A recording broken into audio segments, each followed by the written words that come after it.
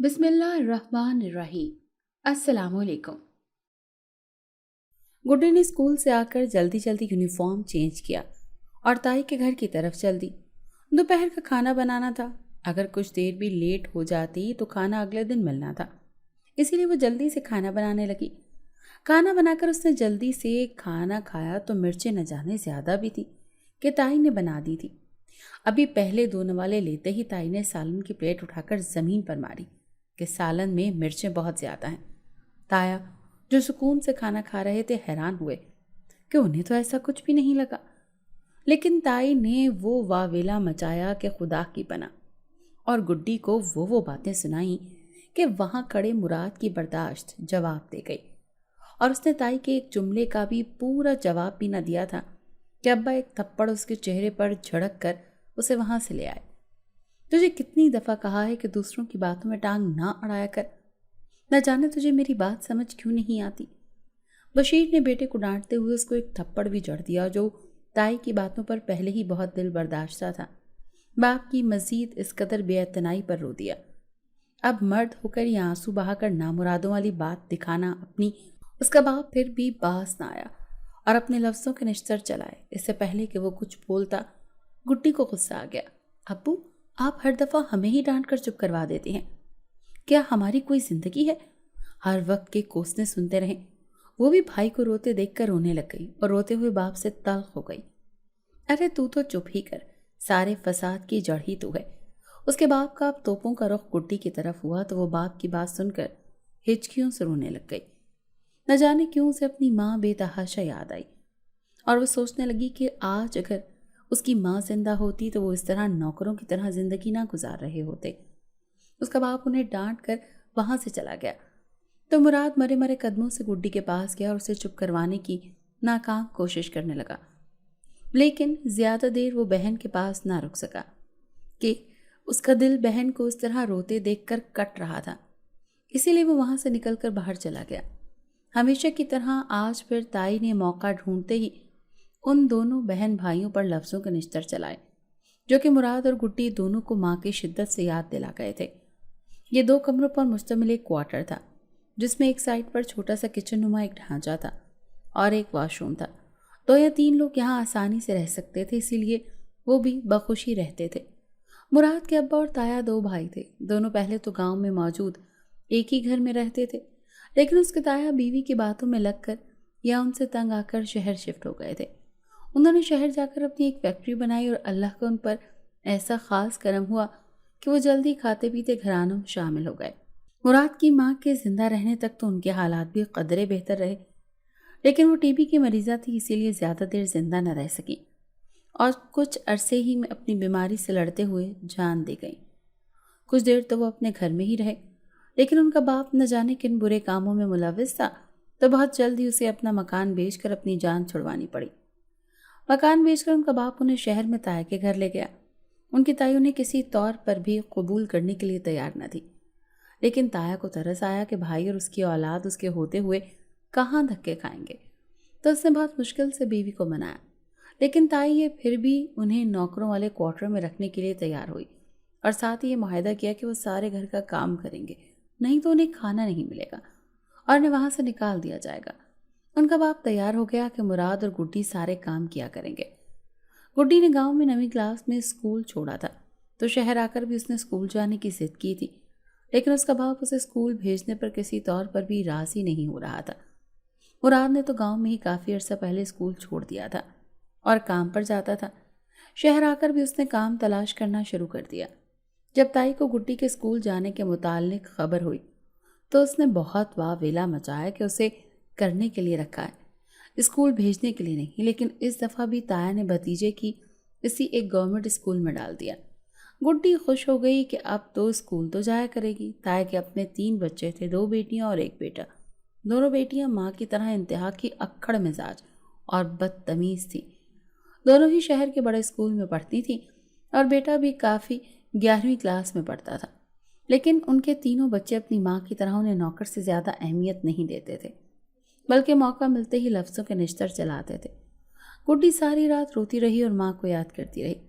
उसे मालूम था कि आज खाना नहीं मिलेगा, اسی لیے روتے روتے نہ جانے وہ کب سو گئی۔ مراد واپس آیا تو اسے کرسی پر ہی آنکھیں بند کیے سوتا دیکھ کر اسے اپنی اس چھوٹی بہن پر بے تحاشا پیار اور ترس آیا۔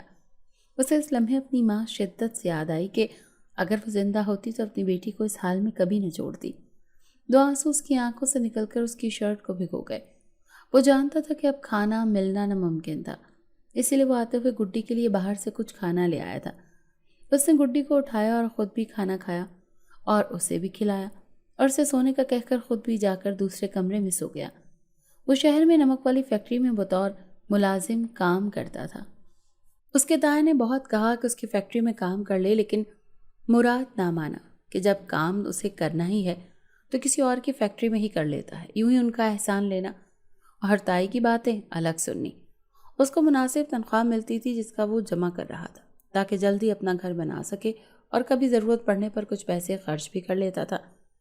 لیکن تائی کو یہ بات بھی بہت چبھتی تھی کہ وہ کسی اور فیکٹری میں کام کرتا ہے تو پھر بھی ان کے گھر سے کھاتا ہے۔ تایا دل کے تھوڑے اچھے تھے، اسی لیے وہ تائی کی عادت سے بھی واقف تھے۔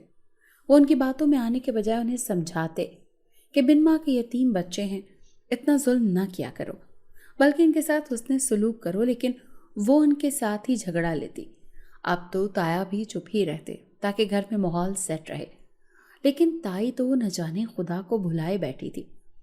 انہیں بس یہی ہوتا کہ وہ کسی نہ کسی بات پر ان کو نیچا دکھا سکے اور تایا جو ان کی سائیڈ لیتے ان کی نظروں میں انہیں گرا سکیں۔ بشیر اپنے بھائی کی فیکٹری میں ہی کام کرتا تھا، لیکن وہ اپنے برے کاموں اور حرکتوں سے شہر آ کر بھی باز نہ آیا۔ اس کا بھائی اسے بہت روکتا کہ ایسے کام چھوڑ دو، لیکن وہ باز نہ آتا اور اب تو وہ ڈرگز لے کر نشہ کرنے لگ گیا تھا۔ اس کا بھائی اسے احساس دلاتا کہ اس کے بچے پہلے ہی یتیم ہیں تو انہیں باپ سے بھی محروم نہ کرو، لیکن وہ وہی کرتا جو اس کا اپنا دل کرتا۔ بھائی کے ساتھ بھی وہ اپنے مفاد کے لیے رہتا، ورنہ وہ جتنا اکھڑ مزاج اور بدتمیز تھا وہ اس کی ایک بات بھی نہ سنتا۔ اس دن ساری رات بشیر گھر نہ آیا۔ مراد اور بشیر علیحدہ کمرے میں سوتے تھے اور گڈی علیحدہ کمرے میں۔ مراد کو رات نہ جانے کون سے پہر جاگ آئی تو اس نے دیکھا کہ اس کا باپ ابھی تک گھر نہیں آیا۔ صبح ہوئی تو باپ کو اس کے بستر پر نہ دیکھ کر اسے تشویش ہوئی۔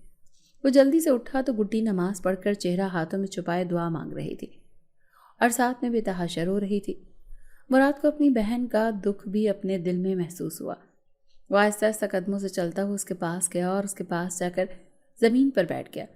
گڈی نے آہٹ کی آواز پر گردن اٹھا کر دیکھا تو بھائی کو دیکھ کر اس کے گلے لگ گئی۔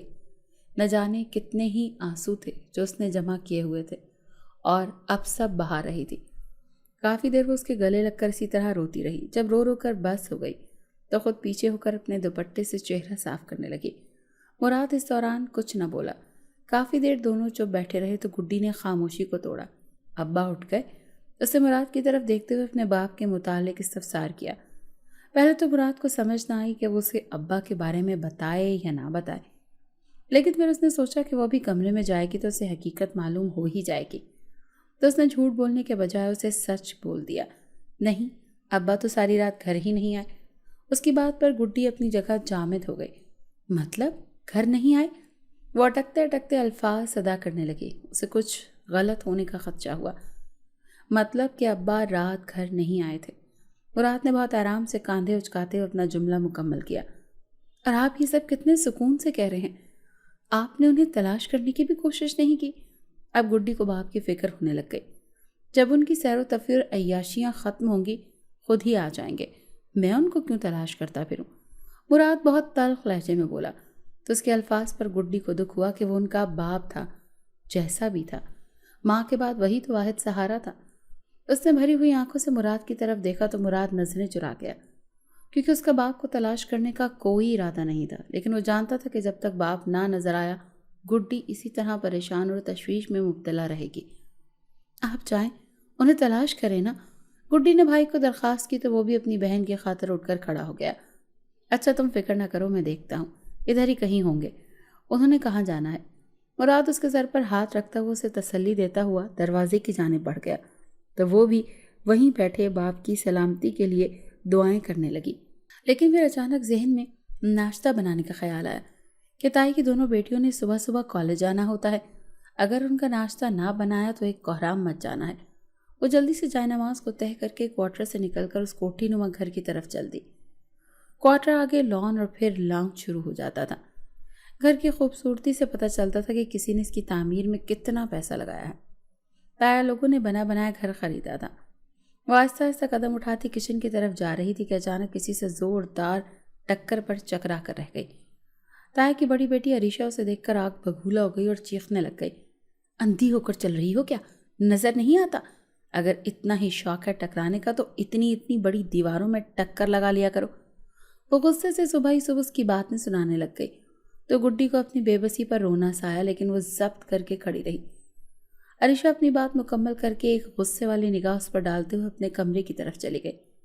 हालांकि गुड्डी जानती थी कि टकराव उसकी बेदहानी की वजह से नहीं बल्कि अरीशा की बेदहानी की वजह से हुआ है, लेकिन उसने जवाब ना दिया, क्योंकि अगर वो जवाब देती तो उसकी सज़ा में न जाने क्या क्या कोसने सुनने पड़ते और खाने की बंदिश अलहदा बर्दाश्त करना पड़ती। वो किचन में जाकर नाश्ता बनाने लगी। सब अपने अपने मखसूस वक्त पर नाश्ते पर आ गए तो उसने जल्दी से सबका नाश्ता उन्हें दिया और ख़ुद किचन में जाकर नाश्ता करने लगी, क्योंकि उसे स्कूल से देर हो रही थी। अब तो टीचर भी रोज़ ही लेट आने पर डांटती, लेकिन वो रोज़ अगले दिन जाने आने का वादा करके अगले दिन फिर लेट हो जाती। नाश्ता करते ही बर्तन समेटकर वो फ़ौरन धोकर सबकी नज़रों से बचाकर मुराद के लिए खाना प्लेटों में डालने लगी। उसके बाप को तो खाना आसानी से मिल जाता था, लेकिन मुराद को तो कड़वी कसीली बातें सुनकर भी ना मिलता था। इसीलिए वो खुद ही हिम्मत कर लेते थे। वो जल्दी से क्वार्टर की तरफ तैयार होने चल दी। ताई की तबीयत ख़राब होने की वजह से ख़ाइफ तवक्को आज नाश्ते पर कोई वावेला ना हुआ, क्योंकि सबको अपनी अपनी जल्दी थी। इसीलिए किसी ने भी किसी काम में कोई नुक्स बिनी ना की। वो मुराद का इंतज़ार भी कर रही थी और साथ में तैयार भी हो रही थी। उसका अहम टेस्ट ना होता तो शायद वो आज छुट्टी कर लेती। अभी वो यही बातें सोच रही थी कि मुराद थके थके कदमों से एक घर में दाखिल हुआ तो गुड्डी सारे काम छोड़कर जल्दी से भाई की तरफ बढ़ी।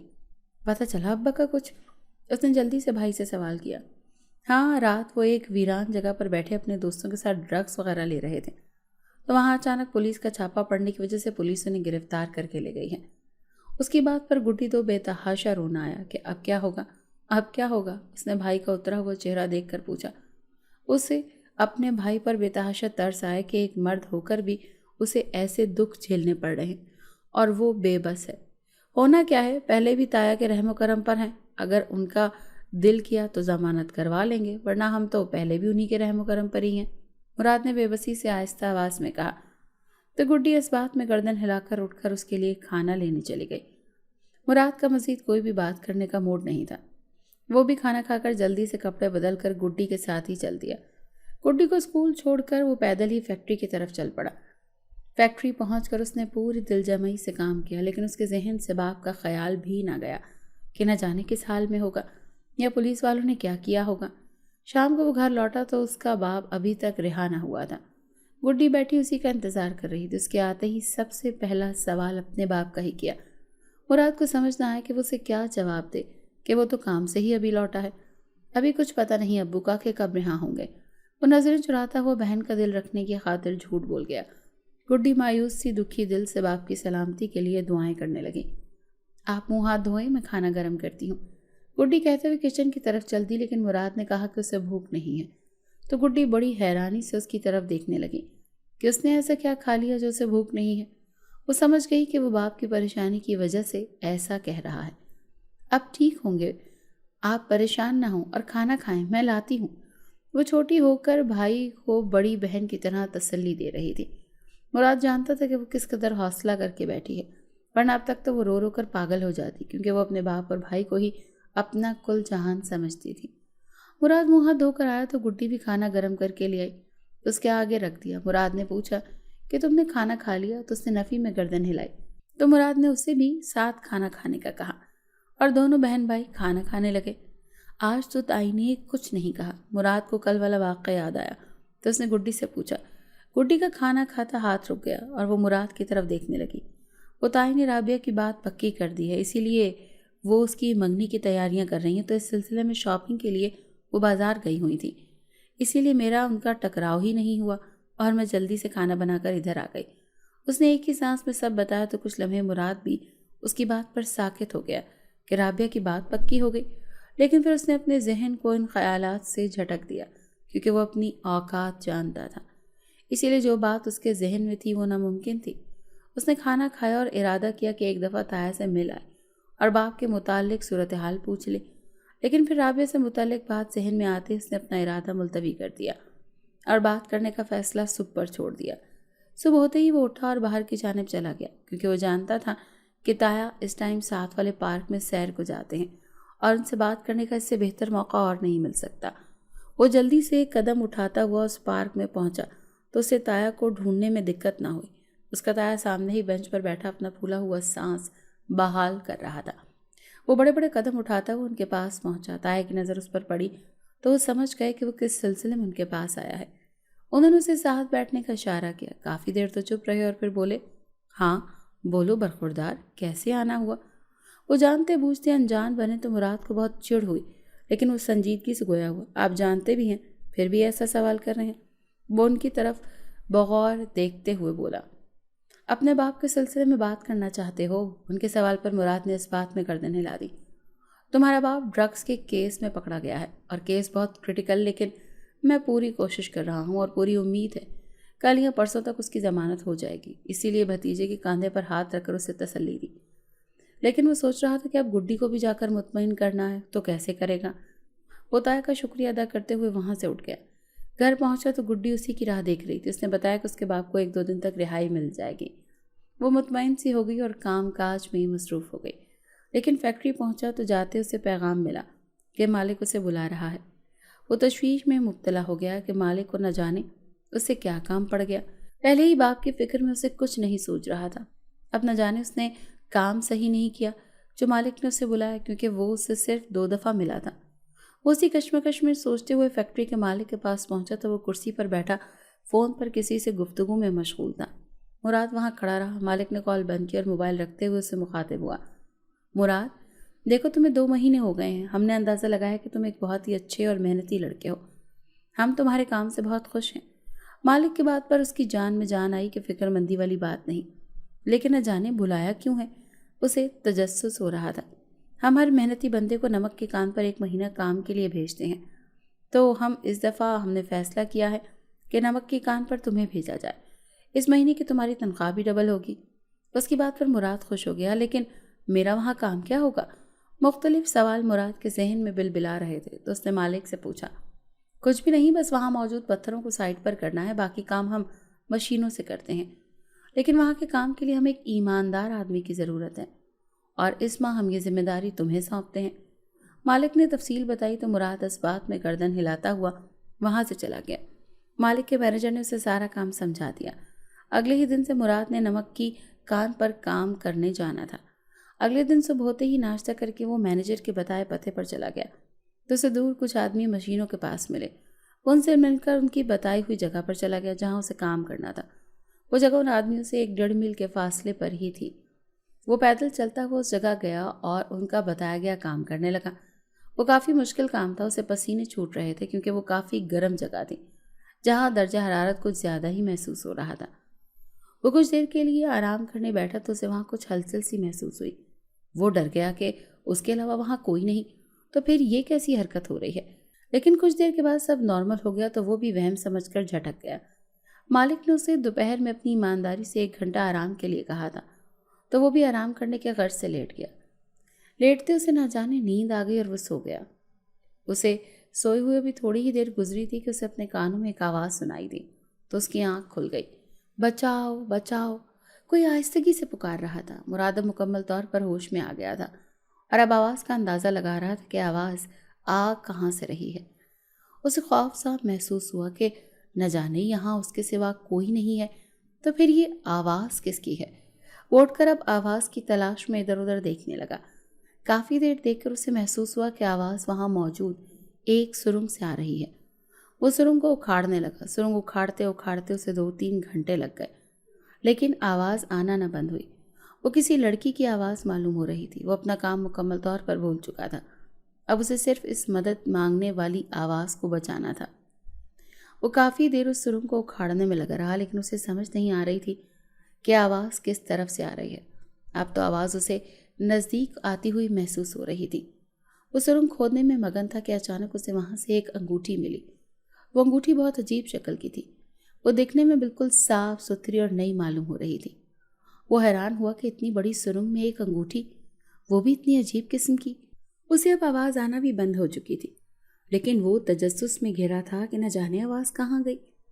اس نے دوبارہ سرنگ کھودنے کا سوچا اور وہ انگوٹھی زمین پر گرا دی، لیکن اس کی انگوٹھی زمین پر گراتے ہی وہاں ایک زوردار دھماکہ ہوا۔ مراد ایک ڈر سے پیچھے ہوا، اب تو اندھیرا ہو رہا تھا۔ اسے وقت کا احساس ہوا، نہ جانے اس نے خود کو کس مصیبت میں پھنسا لیا تھا۔ وہ ابھی سوچ ہی رہا تھا کہ وہاں ایک دھواں سا نمودار ہوا اور ایک عجیب و غریب سی شکل کی کوئی عجیب سی مخلوق نمودار ہوئی۔ مراد تو اسے دیکھ کر اپنی جگہ جامد ہی ہو گیا کہ نہ جانے وہ وہاں کیسے آئی۔ کون ہو تم؟ مراد نے ڈرتے ڈرتے کپ کپاتے الفاظ میں سوال کیا۔ میں تمہارا احسان کبھی نہیں بھولوں گی، تم نے مجھے زندگی بخشی ہے۔ میں تمہاری بہت شکر گزار ہوں کہ تم نے مجھے ایک زندگی بخشی ہے۔ اس کی آواز تھوڑی پراسرار تھی۔ مراد پریشان ہو گیا کہ نہ جانے یہ کون ہے اور ایسی باتیں کیوں کر رہی ہے۔ وہ خاموش کھڑا دیکھتا رہا تو وہ لڑکی دوبارہ بولی، میں ایک جن زادی ہوں۔ اس کی بات پر مراد خوف سے 2 قدم پیچھے ہوا تو وہ مسکراتی اور اسے تسلی دینے لگی کہ وہ اسے نقصان نہیں پہنچائے گی۔ لیکن مراد اندھیرے میں موجود اور ساتھ میں ایک جن زادی کے بہت خوف زدہ ہو گیا۔ اب تو اس کی حالت ایسی ہو گئی تھی گویا کاٹو تو بدن میں لہو نہیں۔ وہ جن زادی ایک دھماکے سے غائب ہوئی اور وہاں ایک خوبصورت لڑکی نے اس کی جگہ لے لی۔ وہ لڑکی انتہائی خوبصورت تھی۔ وہ اتنی خوبصورت تھی کہ اگر کوئی اسے ایک دفعہ دیکھتا تو دوبارہ دیکھنے کی تمنا ضرور کرتا۔ وہ حیران ہوا کہ یہ سب کیسے ہوا، لیکن اب اسے اس سے خوف محسوس نہیں ہو رہا تھا۔ وہ لڑکی چلتی ہوئی اس کے پاس آئی اور ایک پتھر پر بیٹھ گئی اور مراد کو بھی سامنے والے پتھر پر بیٹھنے کا کہا۔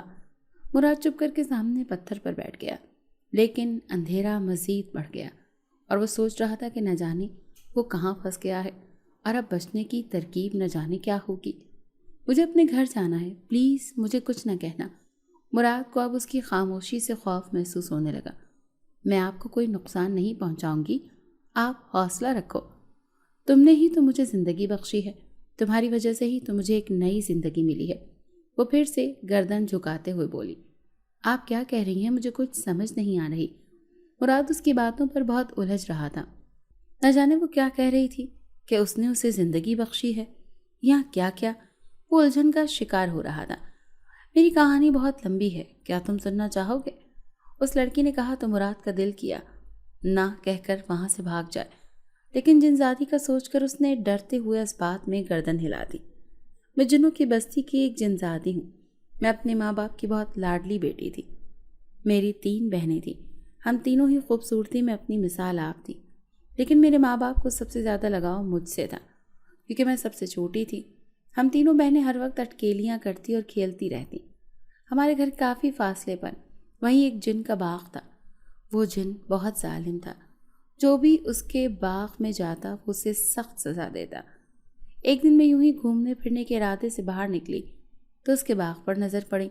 اچانک میرے دل میں خیال آیا کہ کیوں نہ آج اس کے باغ میں جایا جائے۔ میں یہ سوچتے ہوئے اس کے باغ میں چلی گئی۔ ابھی میں اس کے باغ میں داخل ہی ہوئی تھی کہ اس کا بیٹا وہاں نمودار ہوا اور مجھے دیکھ کر مجھے باغ سے جانے کی تنبیہ کی۔ میں کچھ دیر تو یوں ہی کھڑی رہی، لیکن پھر اس کے بات سمجھتے ہوئے باغ سے آ گئی۔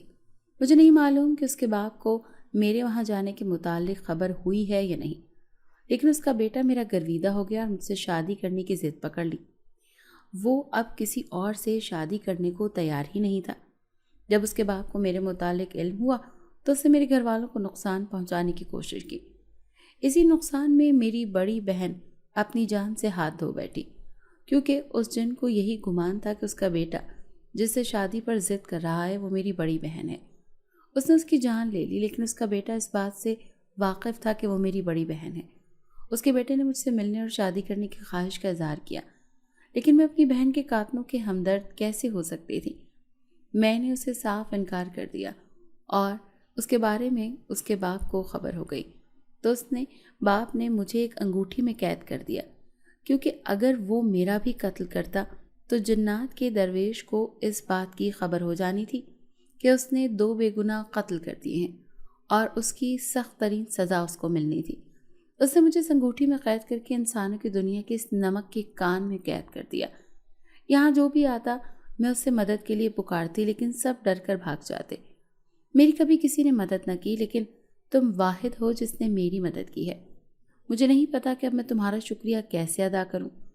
اس کی ساری کہانی سن کر تو مراد بھی پریشان ہو گیا کہ اب نہ جانے وہ جن اس کے ساتھ کیا کریں۔ اب تو آپ کہاں جائیں گی؟ مراد نے بہت بچگانہ انداز میں اس سے بچگانہ سے سوال کیا کہ جیسے ان کی دنیا میں انسانوں جیسی ہی ہے کہ جہاں کچھ لوگوں نے تنگ کیا تو کہیں جانے کی جگہ نہ بچے۔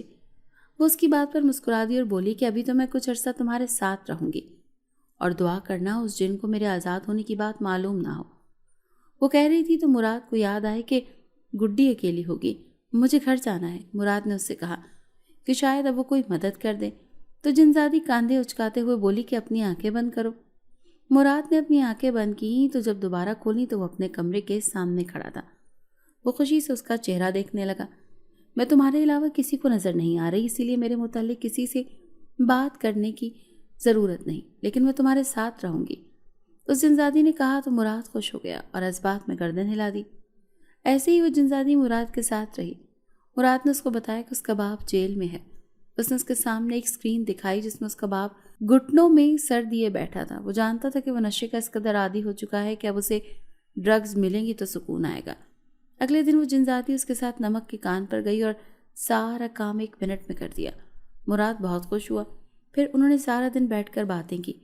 مراد بہت خوش رہنے لگ گیا تھا۔ وہ گھر پہنچا تو اس کا باپ رہا ہو کر آ چکا تھا اور بازو اور آنکھوں پر رکھ کر لیٹا ہوا تھا، نہ جانے سو رہا تھا یا یوں ہی لیٹا ہوا تھا۔ گڈی شاید تائی کی طرف تھی۔ ابا، اس نے باپ کو پکارا تو باپ نے پھر بھی اس کی طرف توجہ نہ دی اور یوں ہی آنکھوں پر بازو رکھے لیٹا رہا۔ مراد اس کے پاس جا کر بیٹھ گیا اور اس کی آنکھوں سے بازو ہٹائے، لیکن جیسی اس کی نظر باپ کی آنکھوں پر پڑی وہ دھک سے رہ گیا۔ اس کی آنکھیں لال انگارہ ہوئی پڑی تھی، یوں لگ رہا تھا جیسے ان میں سے ابھی خون ٹپکنے لگے گا۔ مراد کو تشویش ہوئی تو اس نے دوبارہ باپ سے مخاطب ہوا۔ اب آپ ٹھیک تو ہیں؟ لیکن پھر بھی اس کے باپ نے کوئی جواب نہ دیا اور ساکت نظروں سے اس کی طرف دیکھتا رہا۔ اس نے دوبارہ اسے جھنجھوڑا تو ابا جیسے ہوش میں آیا۔ ہاں میں ٹھیک ہوں، وہ یہ کہہ کر اٹھ کر اپنی چپل پہن کر باہر نکل گیا اور مراد چپ چاپ وہیں بیٹھا رہا۔ ارے تم فکر نہ کرو، تمہارا ابا ٹھیک ہے۔ جنزادی بھی اس کے پاس آ کر بیٹھ گئی تو مراد کو بھی تھوڑی تسلی ہوئی۔ یوں ہی دن گزرتے گئے۔ اب تو مراد کوئی کام بھی نہیں کرتا تھا۔ وہ جنزادی منٹوں میں اس کے سارے کام کر دیا کرتی تھی۔ وہ اس کے ساتھ بے تحاشا خوش رہنے لگ گیا تھا۔ اب تو وہ تائی کی طرف بھی نہیں جاتا تھا، اسی لیے کہ وہ سب کو بلائے بیٹھا تھا، لیکن گڈی کے لیے پھر بھی اس کا دل تڑپتا تھا۔ وہ بہت جلد اسے بھی اس جہنم سے نکالنا چاہتا تھا۔ معمول کے مطابق وہ کام سے واپس آیا تو گڈی پریشان بیٹھی تھی۔ اس نے دروازے پر دستک دی تو گڈی نے جلدی سے دروازہ کھولا اور سلام وغیرہ لینے کے بجائے اس سے باپ کے متعلق بتانے لگی کہ اس کا باپ صبح سے گھر نہیں آیا۔ وہ بہت فکر مند تھی کہ نہ جانے کہاں ہوگا۔ مراد نے اسے تسلی دی اور وہ اسے ڈھونڈنے جاتا ہے، وہ فکر مند نہ ہو۔ لیکن گڈی بے چین ہو رہی تھی۔ اس کے دل کو نہ جانے کیا ہو رہا تھا۔ وہ جلد از جلد اپنے باپ کو ڈھونڈ کر لا دے بس۔ مراد اسے حوصلہ دے کر باہر کی جانب چلا گیا اور باہر جاتے ہوئے جنزادی سے مخاطب ہوا اور اسے کہا کہ وہ پتہ لگائے کہ اس کا باپ کہاں ہے۔ جنزادی نے اپنے جادو سے پتہ لگایا تو اسے بہت قریبی ایک عمارت میں جو ابھی بن رہی تھی وہاں پر پایا۔ مراد نے اسے کہا کہ وہ اسے پہنچا دے۔ اس نے آنکھیں بند کرنے کا کہا اور دوبارہ جب اس نے اپنی آنکھیں کھولی تو وہ اپنے باپ کے پاس کھڑا تھا۔ اس کا باپ الٹے منہ گر پڑا۔ اسے لگا کہ شاید نشے کی زیادہ مقدار کی وجہ سے ایسا ہو رہا ہے۔ وہ بھاگتا وہ باپ کے پاس آیا اور اسے سیدھا کیا، لیکن جیسے ہی اس نے اسے سیدھا کیا اس کا دل دھڑکنا بھول گیا۔ اس کے باپ کے منہ سے سفید جھاگ نکل رہی تھی اور اس کا سانس بھی بند تھا، یعنی کہ اس کی سانس بھی نہیں چل رہی تھی۔ وہ پتھرائی نظروں سے باپ کو ساکت وجود میں دیکھ رہا تھا۔ اس جنزادی نے آگے بڑھ کر تسلی دینے کو اس کے کاندھے پر ہاتھ رکھا، لیکن وہ یوں ہی اپنے باپ کی بے جان وجود کو تکتا رہا۔ جب وہ کافی دیر اسی ٹرانس میں کیفیت میں رہا تو جنزادی نے اسے حوصلہ دیا اور کہا کہ اب اس کا باپ زندہ نہیں رہا۔ اس نے بتایا کہ ڈرگس کی زیادہ دیر مقدار نہ ملنے پر اس کے باپ کا انتقال ہو گیا ہے۔ اس نے اس کے باپ کی لاش کو وہیں چھوڑا اور مراد کو اس کے کوارٹر میں پہنچایا، لیکن گڈی ابھی تک فکر مندی سے وہیں بیٹھی ان کا انتظار کر رہی تھی۔ مراد کا حوصلہ ہی نہ ہوا کہ اسے جا کر کہے کہ اب جس کا وہ انتظار کر رہی ہے وہ کبھی نہیں لوٹے گا، لیکن جنزادی نے اسے کچھ لمحے کے لیے وہاں سے غائب کیا اور خود مراد کے روپ میں گڈی کے پاس گئی۔ گڈی سر جھکائے بیٹھی تھی۔ جنزادی نے جا کر اس کے سر پر ہاتھ رکھا تو گڈی نے نظر اٹھا کر اس کی طرف دیکھا اور جلدی سے اٹھ کھڑی ہوئی اور اپنے باپ کے متعلق اس سے پوچھا، لیکن اس نے خاموش نظروں سے اس کی طرف دیکھا تو گڈی تڑپ اٹھی کہ کچھ بول کیوں نہیں رہا۔ جنزادی نے جب اسے کہا کہ نشہ زیادہ لینے کی وجہ سے اس کے باپ کا انتقال ہو گیا تو گڈی سنتے ہی وہیں منہ پر ہاتھ رکھے اپنی چیخیں دباتے ہوئے ڈھہ سی گئی۔ کچھ لمحے کے لیے تو جنزادی بھی اس کا رد عمل دیکھ کر اس کے لیے فکر مند ہوئی اور اسے تسلی دینے لگی، لیکن گڈی بس پٹی پٹی نگاہوں سے کبھی بھائی کو دیکھتی اور کبھی بھائی کا چہرہ دیکھتی کہ شاید وہ یہ کہہ دے کہ وہ مذاق کر رہا ہے، لیکن ایسا کچھ نہیں ہوا۔ ایسے ہی وہ جنزادی مراد کی شکل اختیار کیے ہی ان کے تایا کی طرف گئی اور ان کے دروازے پر دستک دی تو تائی نے دروازہ کھولا اور آگے مراد کو دیکھ کر اس کا پارا ہائی ہو گیا کہ اس نے ان کے آرام میں خلل ڈالا ہے۔ وہ اپنی طرز میں شروع ہو گئی کہ نہ جانے آدھی رات کو بھی نوکروں کو گھر میں کون سے کام پڑ جاتے ہیں جو آدھی رات کو بھی منہ اٹھا کر آ جاتے ہیں۔ چونکہ وہ مراد نہیں تھا، ایک جنزادی تھی، اسی لیے وہ کچھ بھی کر سکتی تھی۔ اسے تائی کا انداز بہت برا لگا اور ساتھ بے تحاشا غصہ بھی آیا اور وہ برداشت نہ کر سکی۔ اس نے اپنے جادو سے اس کی آواز ہی بند کر دی۔ تائی اب کچھ بولنے کی کوشش کرتی تو اسے ری ری کی آواز آتی۔ اس کی آواز سن کر تایا بھی باہر آ گئے۔ تائی کو نظر انداز کر کے مراد کی طرف متوجہ ہوئے کہ خیریت، وہ اتنی رات کو کیوں آیا ہے؟ تو مراد نے بات سن کر ان کا رنگ بھی فک ہو گیا۔ تائی کو بھی انسانیت کے ناطے اپنی غلطی کا احساس ہو گیا۔ اس کا تایا بھی سن کر بہت دکھی ہوا اور مراد کی شکل جنزادی کے ساتھ چل پڑا، لیکن جنزادی نے اب اصلی مراد کو ان کے ساتھ کیا اور خود اپنی اصلی حالت میں آ گئی جو صرف مراد کو نظر آتی ہے۔ سب میت کو لے کر آئے اور تایا کی لان میں رکھا، چونکہ اب تائی اپنی بے عزتی کے ڈر سے بول بھی نہیں سکتی تھی، لیکن سب حیران تھے کہ ان کی آواز کو کیا ہوا۔ لیکن مراد جانتا تھا کہ آخر کیا ہوا ہے۔ گڈی کی کوئی حالت نہ تھی۔ مراد بہن کو تسلی دیتا رہا لیکن اس کی حالت میں کوئی فرق نہ پڑا۔ پہلے ماں کو کھونے کا دکھ جھیل رہی تھی اور اب باپ بھی بھری دنیا میں اکیلا چھوڑ کر چلا گیا تھا۔ کافی دن گزر گئے تھے لیکن گڈی اپنی نارمل حالت میں نہ آئی۔ اس نے باپ کی موت کا بہت گہرا صدمہ لیا۔ تائی کی آواز ٹھیک نہ ہونے کی وجہ سے ان کے قہر سے بھی بچی ہوئی تھی۔ اس کو اب ان کی فکر ستانے لگی۔ اس نے جنزادی سے بات کی کہ اس کی بہن کو ٹھیک کر دیں تو اس نے کہا کہ یہ دلوں کے معاملات ان کے جادو کے بس کی بات نہیں، لیکن اس نے کہا کہ وہ اور طریقے سے اس کا دھیان بٹانے کی کوشش کرے گی۔ اس نے خود کو گڈی کی ایک لڑکی کی عمر میں تبدیل کیا اور گڈی کے سامنے چوکیدار کی بیٹی کے روپ میں اس سے ملی۔ اب وہ اسے روز ملنے آتی اور اس کا دھیان بٹانے کو یوں ہی بے تکی سی باتیں کرتی، لیکن اس کا دھیان بٹانے میں کافی حد تک کامیاب ہو چکی تھی۔ تائی نے ہر جگہ سے علاج کروا لیا لیکن اس کی آواز کا کوئی علاج نہ ہوا۔ وہ ڈاکٹروں کے چکر لگاتی پاگل ہوتی۔ پھر اسے کسی نے دم کا مشورہ دیا، لیکن اس سے پہلے کہ وہ دم والا اس جنزادی تک پہنچتا، مراد نے اسے مشورہ دیا کہ وہ تائی کی آواز ٹھیک کر دے، تو اس نے اس کی آواز ٹھیک کر دی۔ آواز ٹھیک ہوتے ہی تائی نے دوبارہ سے اپنی اصلیت دکھانا شروع کر دی اور گڈی اور مراد کو گھر سے نکالنے کے لیے وامیلا مچانے لگی۔ حالانکہ گڈی تو بالکل نوکروں کی طرح اس کے کام کرتی تھی، لیکن پھر بھی تائی ان کے لیے دل میں اتنا کفر رکھتی تھی کہ اسے ان کا وجود بھی برداشت نہیں تھا۔ جنزادی کو ان سب پر غصہ آیا، لیکن مراد نے اسے منع کر رکھا تھا کہ وہ انہیں کوئی چھوٹا سا بھی کسی قسم کا بھی نقصان نہ پہنچائے، تو اس لیے وہ باز رہی، ورنہ اب تک تو وہ اپنی زبانوں سے مستقل طور پر محروم ہو چکی ہوتے۔ مراد کو کوئی راستہ دکھائی نہ دیا تو اس نے اس معاملے پر بھی جنزادی سے کہہ کر ایک اچھا بڑا گھر بنوا لیا۔ اب گڈی کی حالت بھی قدرے بہتر ہو چکی تھی، لیکن اب مراد اسی کشمکش میں تھا کہ سب کو کیا کہے گا کہ وہ گھر اس کا اپنا ہے اور کیسے اس کے پاس آیا، کیونکہ تائی نے تو سنتے ہی سب سے پہلے یہی کہنا تھا کہ وہ تایا کے ٹکڑوں پر پل کر ان کے پیسوں سے تعمیر کیا گیا ہے۔ لیکن مراد نے ہمت کر کے تایا سے بات کی اور کہا کہ اس کے دوست نے نیا گھر بنوایا ہے اور اب وہ ملک سے باہر شفٹ ہو رہا ہے، اس لیے اس نے دوست سے بات کر لی ہے اور وہ اور گڈی اب وہیں رہا کریں گے۔